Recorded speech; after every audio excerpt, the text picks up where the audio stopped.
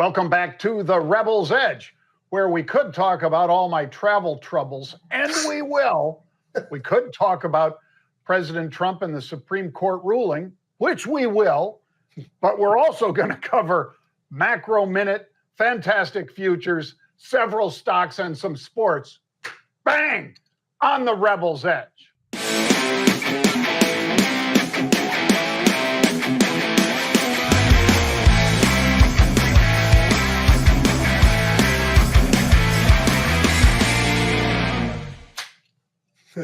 There's the traveling man right there, ladies and gentlemen. I'm telling you, Pete, I wouldn't wish my travel schedule on anybody, but I for sure wouldn't wish my most recent one on my worst enemy. And I can think of a few of you out there that might make that list.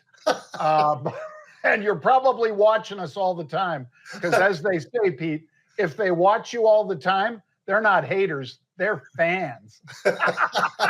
But, all right. So number one, I'm supposed to be flying up from Puerto Rico to Fox to do this show, right?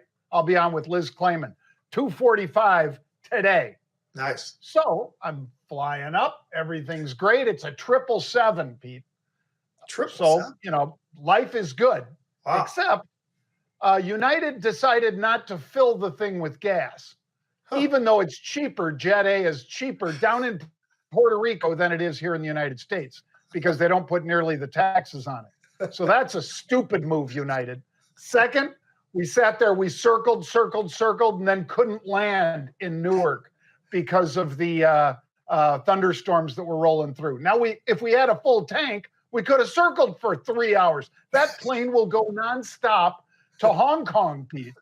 And I've done it, so I know. But some idiot at United decided, let's put half a load into the freaking tanks. So I'm already unhappy about that.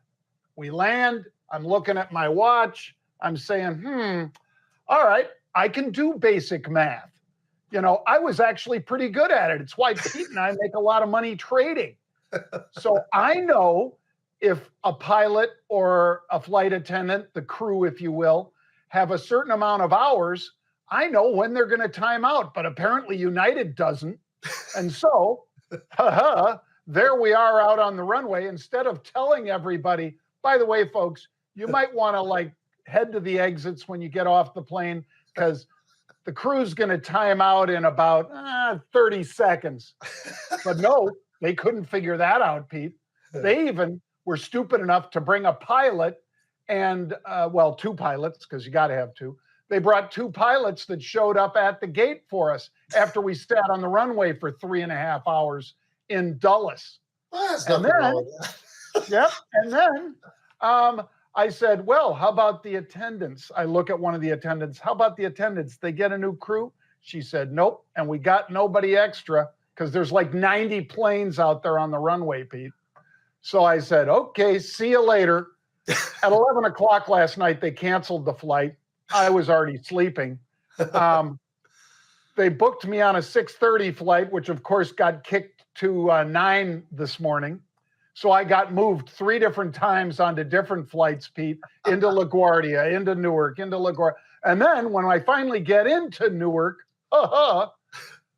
some guy that doesn't speak English driving an Uber missed me 3 times. It says, pick you up at the D spot, the D pickup spot, Terminal C. So that seems relatively easy. He drove right by it. I saw him. I saw his license plate.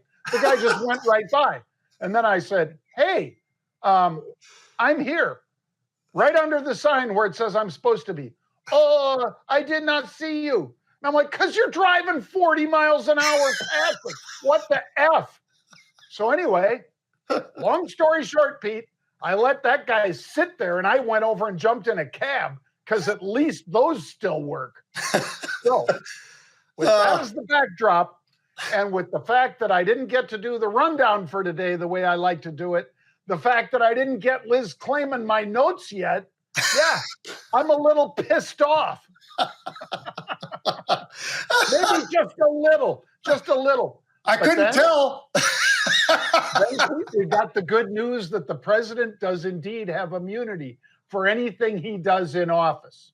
Now, that doesn't include personal things. So there still might be various reviews going on, but not the documents and not a host of other things that they tried to go after President Trump for. So that did help mellow me out a little bit, because not that he has to be our president, Pete.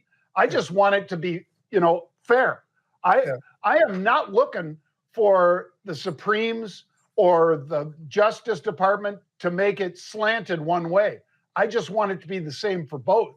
So if Biden as a vice president doesn't have the immunity that Trump has as president, well, I don't know why we're going to waste taxpayer money going after him. But anyway, that's all behind us now, Pete. So, we're going to start a new segment called John's Rants. We might have to. So with that said, and with nice calm Pete and pissed off John, let's dive into the macro minute, which not all that much to be angry about with the macro minute, Pete.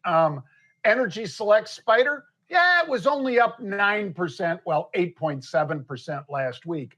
So I'm going to say that's not going to be good in any case for a lot of the things that the Fed is hoping to see inflation coming down. Because if energy prices are going up, everything moves on energy. Plastics, everything have some form of energy in them. So that's my macro minute, Pete. Well, I like it, and I'm going to go with this, John. So we waited all week for the PCE. We got it. We reacted. We had a nice pop up, then we gave a little back, and then it just kind of sifted down. It just felt like a tired week, although the volumes were, again, off the charts. This week, I just want everybody to know it's pretty critical to have the information in front of you that you've got a half day on Wednesday, you've got a day off on Thursday, obviously July 4th, and then you got to come back for Friday to actually finish things up. So just know that going in, and I think that's part of the macro is we've got a lot less time to trade as we look at this week, and just be very well aware of that. Anybody who's in the options world knows exactly what I'm talking about, but you should all know exactly what the hours are, and that is what it is right now. Pete's right. Options are a decaying asset, folks. So whenever Pete and I talk about a semi-perpetual asset like a stock, for instance, semi-perpetual, because I think ExxonMobil sort of disappeared. Not Exxon, I'm sorry, Pete. Enron sort of disappeared. I could cite a number of other stocks that have sort of gone by the wayside, but most of us feel that if you buy a stock, it's yours until you end up selling it. Not so with options. They do decay. That's why you need to grab our book. It's not an option. Right. All right, Pete. Let's talk about energy. But as we talk about energy, I have to give Greg McDermott and the guys in the Rebel Pit all the credit in the world, because they talked about unusual put activity on the June 245 puts. Now, they talked about that last week, folks. So those June 245 puts occurred when the stock was 243.29. So when you look at this, folks, the activity in these puts was intense.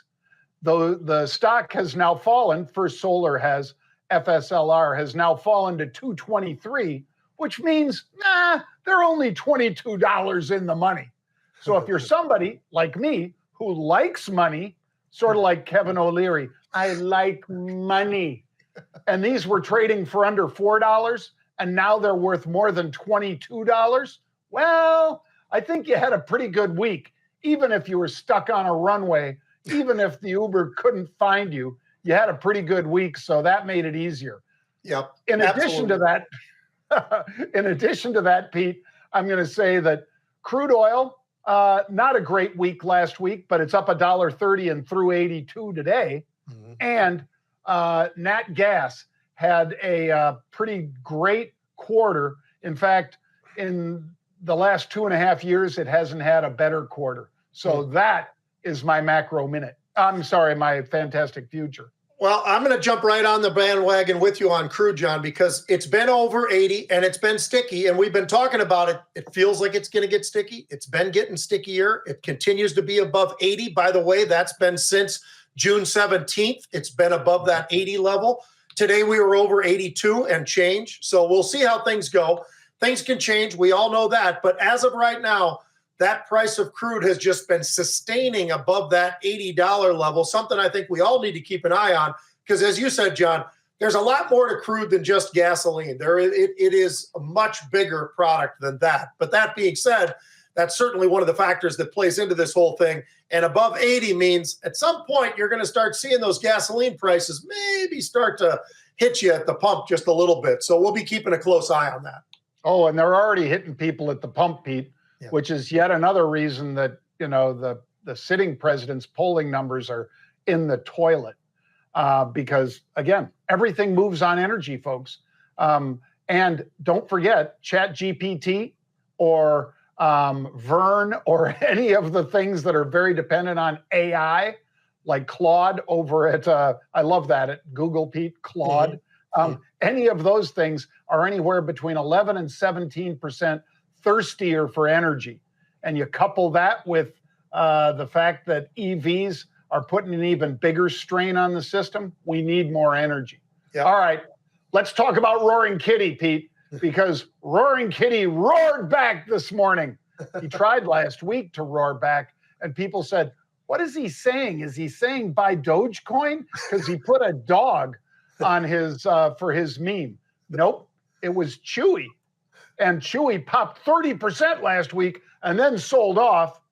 And then coming in this morning, Pete, it was up 15% and then sold off, along with GameStop, because apparently he's not doing much with GameStop right now either. So the fact that Roaring Kitty giveth and Roaring Kitty taketh away, that's Keith Gill, of course. He has a 6.6% stake in Chewy, and today, that can't feel so good, Pete, with Chewy trading to the downside hard after a 12% rally in the pre. It's been interesting. I mean, just crazy the way this thing has moved, and it's so unpredictable. I think people just have to be aware of that, because we talk about some of the craziness. Obviously, short squeezes are a big part of this whole thing. Ryan Cohen is a big part of this whole thing. There's a lot of different little things that are influencing things. To your point, substantial stake, though, 6.6%. That's a real number. That's 9 million shares of Chewy that we're talking about for the Roaring Kitty. So he's definitely been staring at this one. Now, last week, it did get up to that $39 level. It's a far cry from that now, but it'll be very interesting to see. Can this thing get squeezed again, or maybe not? Maybe he's starting to lose a little bit of his of the reaction that we've been seeing, John, because of the fact that it hasn't been sustainable, and maybe that's been hanging a lot of the folks that are following him out, and that could be something very negative going forward. We'll keep a close eye on that, of course, but Roaring Kitty, he strikes, but it didn't last very long today. No. In the pre-market, it was north of $34 again, and right now it's 25-ish, Pete, down about 6% on the day. That ain't good for anybody that followed him into that stock. All right, let's talk about Bitcoin, Pete, because Bitcoin making a comeback. It's making a stand, if you will, at about the $62,000 level. It popped over that this morning and then went through 63,000. So it's up about $1,300, which is a little over 2%. Now, the day isn't over, and for Bitcoin, the day is never over, because it trades 24/7, but they do track it during certain hours, at least domestically, Pete.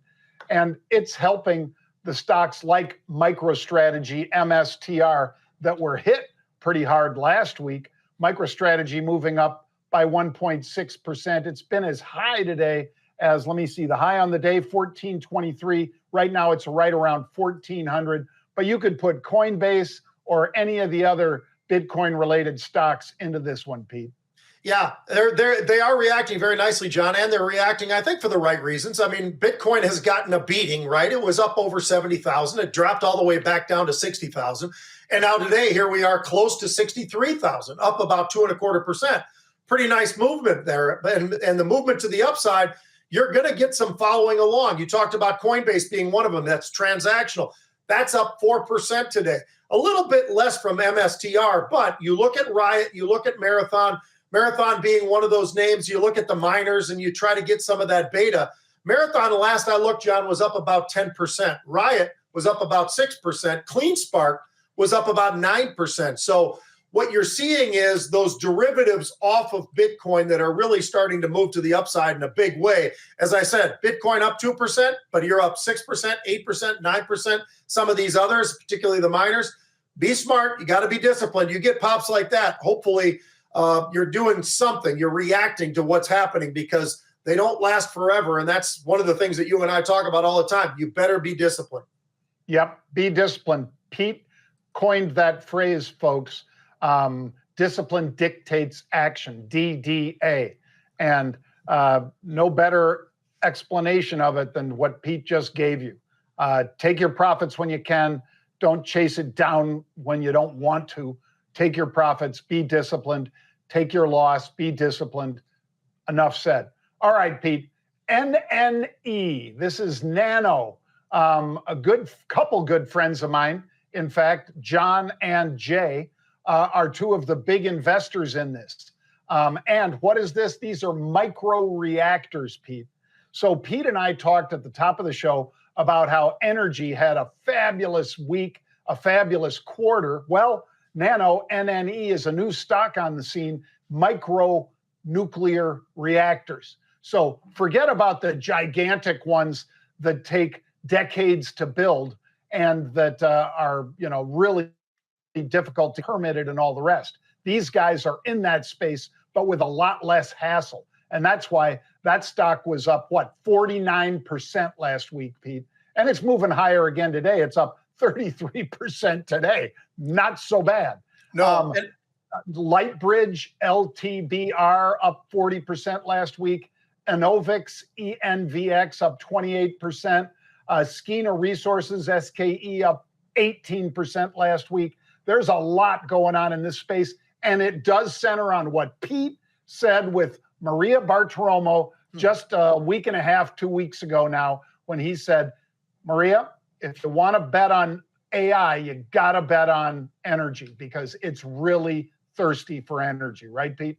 It's exactly right. It is thirsty for energy. That's going to take a lot. And the only way that you can do it and do it at a consistent level is nuclear, quite frankly. And so whether it's the smaller names like you're just talking about, nuclear energy, I mean, Nano has absolutely been exploding, as you said. A lot of these various names have been moving to the upside in a big way. And you still can look at the old school names. And I say old school because the CCJs of the world, Cameco and some of these other names, they're big, they're bad. They're going to be a big piece of this as well. Now, will they move the same? Probably not. The big monstrous market caps that they've got and so forth in the big world are a lot different. So they're going to move a little bit differently. But depending on what your risk tolerance is, I think that either way, John, nuclear is here to stay. People are just starting to really get to grips to that whole thing because a lot of people didn't want it. They don't know enough about it. It is still one of the cleanest energies there are. Now, you got to be careful. You got to build these things the right way so that they can function the right way. But the demand for power is going to be there regardless. So with that, you got to take a look at the Camecos and some of the others, maybe URA, whatever it might be. You might want to have at least a little bit of nuclear somewhere in that arsenal when you're looking at energy. Yep, absolutely, Pete. And by the way, folks, it ain't just NVIDIA. Pete and I say that all the time. And some people listen, some people pay attention to that, Pete. Yeah. But you look at stocks like Camco, which is CCJ, that's that one that Pete talked about on air with Maria. That one is up huge. I mean, it was a $7 stock, $7.50 in 2020. It's through $50 today. How'd you like to have had 1,000 shares of that and ridden that ride? That's a pretty darn interesting roller coaster, but that roller coaster is still going up, Pete. Yeah. All right, now let's hit Boeing. Boeing and Spirit AeroSystems, yeah, they're getting back together. BA and Spirit are both up just under 4%. I like them after the problems that they've had.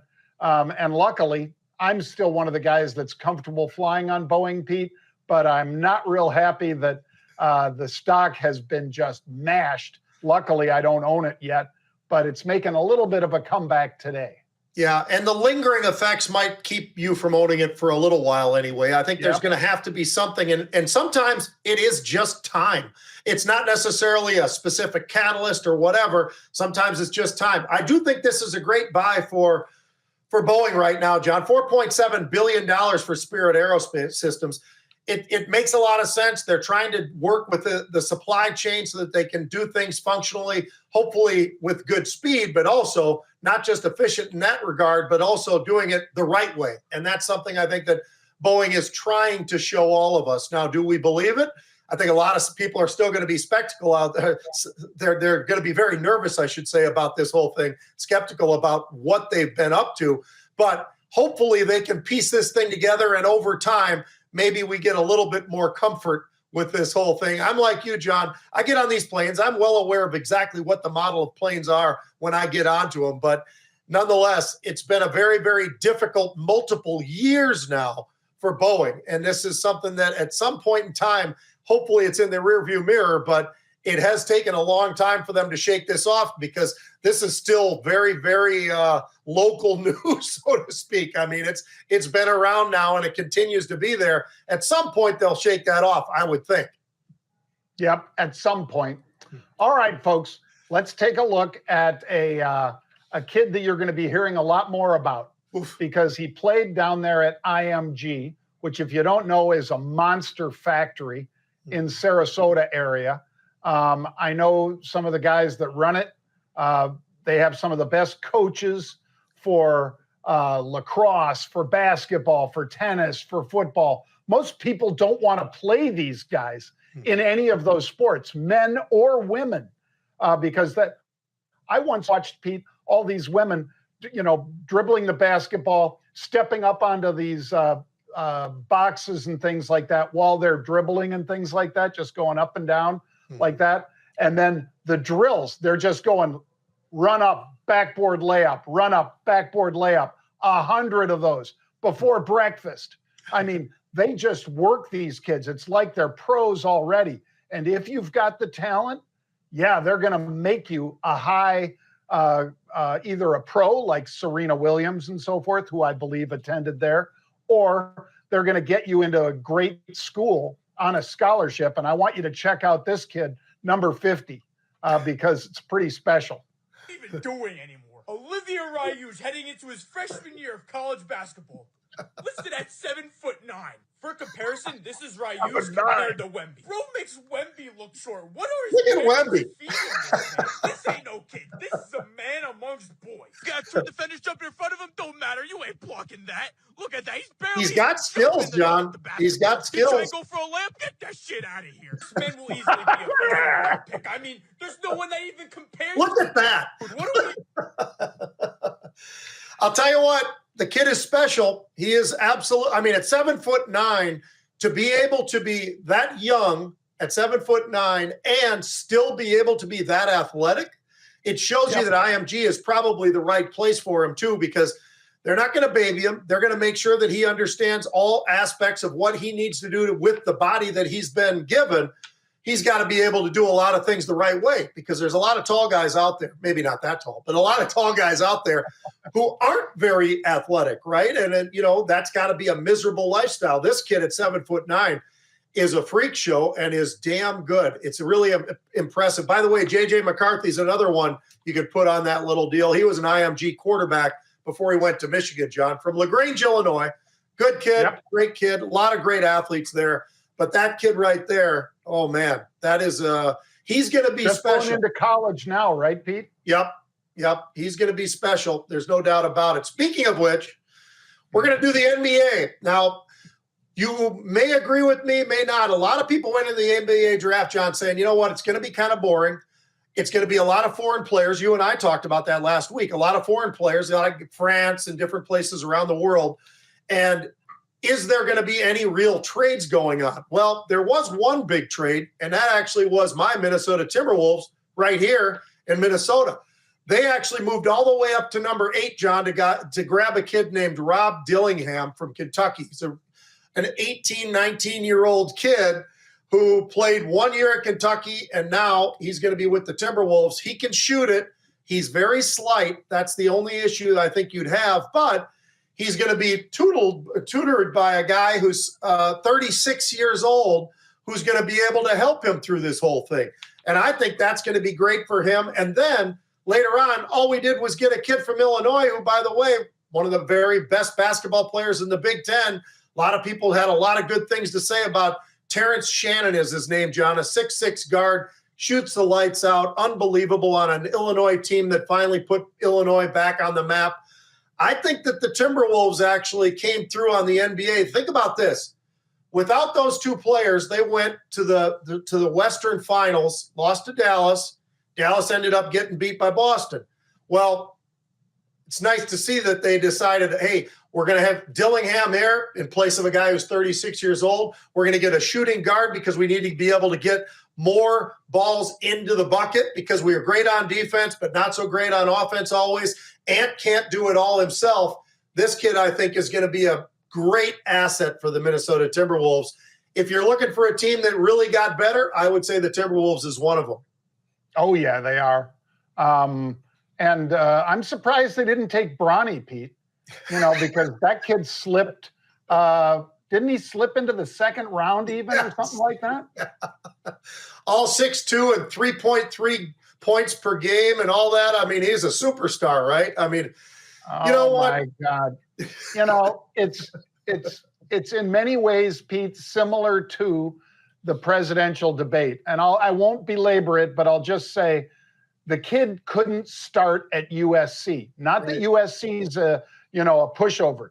Not that also that they're a world beater. But he couldn't start at USC. He played sparingly.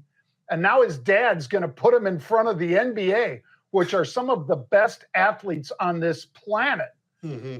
Is that really somebody who loves his kid? Or is that somebody who's almost doing it to embarrass him? Again, if you're not all there mentally, do you really want to put a guy on stage with Donald Trump, who's like one of the best off-the-cuff guys you'll ever see? Or if you're LeBron, do you want your son to be out there against all these monsters, against Ant, against Kyrie, against Doncic, against all of these guys? Do you really want that? I mean, what did Bronny do to you, LeBron? It's a weird thing, and it was a strange part of the draft for sure that he did slip into the second. And of course, the Lakers, the rumors were out there. They're going to take him. It is what it is. And the only reason they did is they want to keep LeBron around for a little while longer. So it'll be interesting. How about Caitlin Clark, John? Now, she gets talked about a lot, both negative and positive. More positive probably than negative, I would say. But the Indiana Fever were the number 1 pick in the draft, right? They go out and they get Caitlin Clark. And here's some of the numbers, John. She's number 16 in scoring, not bad. Number 3 in assists, pretty damn good. Number 9 in free throw percentage, 88%, by the way. And number 19 in three-point percentage shooting. I think she's put her mark on who they are because this is a team that last year was one of the very worst, not the very worst, but one of the very worst in the entire WNBA. And now they just took out Phoenix last night, John, in front of 17,000 people. Now, think about that for a minute. There's a lot of NBA teams that can't sell out their stadiums that seat 15, 18,000 people, right? And meanwhile, these guys, wherever she goes, they are pretty much selling it out. And if they can get it on TV, they're going to put it on TV. But what she has done for women's basketball is absolutely unbelievable. And it's a credit to her. I mean, you can hate her all you want. You're probably hating her for all the wrong reasons, though, because she's just out there playing. And I do enjoy the fact that you see some of the superstars coming over, giving her a hug before the game, talking to her before the games and stuff like that. And I think that's the classy way to handle this because she is damn special. And when you talk about what rookies have done in the WNBA, that's an incredible list where she sits near the top, if not the top, in just about every category you can think of. But, you know what? The fact that, John, that they're putting 17,000 people into stadiums and the ticket prices oftentimes are somewhere on average of $200, I would say that they're doing the right thing. Whatever they're doing, they should keep doing it, because for the WNBA, how many times in our lifetime have you and I heard people even talk about the WNBA until now? Until now. Unreal. Right. Well, to your point, Pete, Parker and those guys that do South Park. Yeah. They did the Book of Mormon, of course. Fabulous, funny Broadway show. They do South Park episodes damn near every week, and they have just lambasted the WNBA for years. Yeah. And now, with Caitlin Clark packing arenas, with Caitlin Clark being out there with other great players. Yep. But the other great players weren't getting the attention. All we were hearing about was Brittany Griner, had to go over and play in Russia because she couldn't get enough recognition and make enough money here to make it worth her while and all that kind of stuff. And of course, there were those issues about what, Russia holding her on some cannabis charges or something like that. But that was the only time you heard about the WNBA mainstream. Now it's mainstream sports, Pete. So more power to her. Yep. And it's every night. It's ESPN every night. It's the local, broadcasters every night. And, if you're playing, even if you don't like her, you've got to respect what she's been able to bring to the game for women's basketball and maybe even women's sports. And I'm not some huge advocate out there saying, that this is the greatest thing ever, but it's pretty damn close, because it was irrelevant. Nobody cared. And now people actually care. People are driving just like they did for NBA games to be able to watch teams play, and specifically watch her play. So it's amazing to watch, and it's incredible what she's been able to do. And she's lived up to the hype. She has absolutely lived up to the hype. So kudos to her and the WNBA for what they've been able to do. Yep. I am certainly not a hater, Pete, of the league or of Caitlin Clark or any of the other star players. Yep. I'm happy that they're getting the recognition that they deserve, and hopefully they continue to attract crowds like this. Hopefully it's not a one and done situation. But again, time will tell, and sports fans can be fickle. All right.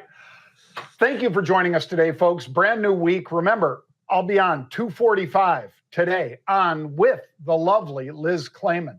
Looking forward to that. Cover some market and unusual option activity. We hope all of you will join us again tomorrow, 1 p.m. Eastern Time. Bang. See you then. Go Bears. Go Bears. Go Bears.